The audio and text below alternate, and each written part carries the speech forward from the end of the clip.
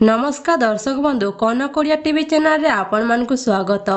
तेबे राज्य सरकार एबे कालिया योजना को लेकिन घोषणा करिसंती। पूर्वर नवीन सरकार आरंभ करिथिबा कालिया योजना समस्त हिताधिकारी को 2000 टंका लेखाए दिया जाउथिला। एबे इलेक्शन सरिला परे पुणी एबे कालिया योजना को नहीं प्रश्न उठुछि। कालिया योजना बंद हेबो कि नाही? तेबे कालिया योजना को नहीं नुआ आसीथिबा मुख्यमंत्री पुणी घोषणा करिसंती।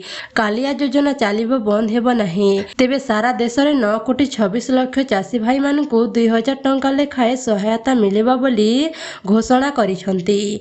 ओडिशा रे मोट 31,72,000 चाषी 632,25,00,000 टंका पाइथिबा घोषणा करिसंती। सेबले योग्य हिताधिकारी माने पीएम किसान सहायता रे शामिल होइछंती।